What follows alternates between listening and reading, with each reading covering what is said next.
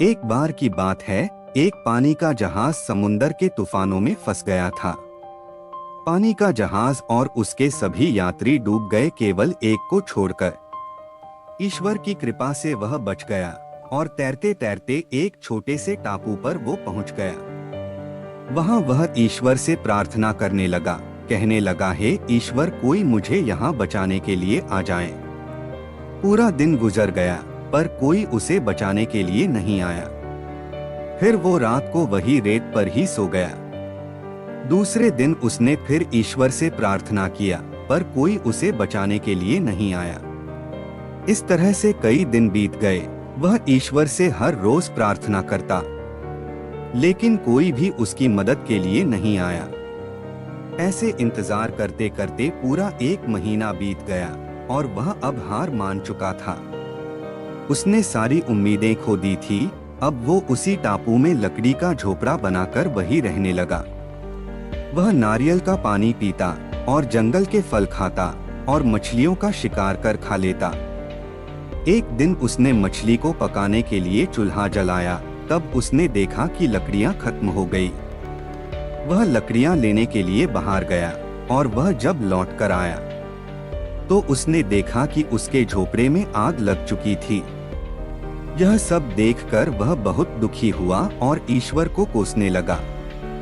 वह ईश्वर से कहने लगा कि हे ईश्वर, आप बहुत ही निर्दयी हो। मैंने आपसे मदद मांगी लेकिन आपने नहीं भेजी। मैंने रहने के लिए झोपड़ा बनाया, आपने उसे भी जला दिया। ईश्वर, आप बहुत निर्दयी हो। वह पूरा दिन ईश्वर को कोसता रहा और फिर रात को वही रेत पर सो गया। सुबह जब उसकी आंखें खुली तो उसने एक बड़े से पानी के जहाज को अपने सामने देखा। उसे अपनी आंखों पर भरोसा ही नहीं हो रहा था कि कोई उसे बचाने के लिए आ चुका है। वह उस पानी के जहाज में चढ़ा और पानी का जहाज वहां से चल पड़ा। उत्सुकतावश उसने जहाज के कप्तान से पूछा कि आपको कैसे पता चला कि इस सुनसान टापू पर मैं फंसा हुआ हूँ। कप्तान ने कहा, कल आपने ही तो हमें फायर सिग्नल भेजा था। यह सुनकर उस आदमी ने बोला, पर मैंने तो कोई सिग्नल नहीं भेजा था। फिर उसे अपने जलते हुए झोपड़े की याद आई और वह समझ गया। कप्तान ने उसके जलते हुए झोपड़े को फायर सिग्नल समझ लिया। फिर उसे एहसास हुआ कि झोपड़े में आग लगना ही ईश्वर का मेरे लिए सहायता करने का प्रबंध था, ताकि मैं इस टापू से निकल सकूं। अब वह ईश्वर का शुक्रिया अदा करने लगा। दोस्तों, हम अपनी सीमित बुद्धि से ही दुनिया को देखते हैं और ईश्वर के द्वारा की गई सहायता को समझ नहीं पाते।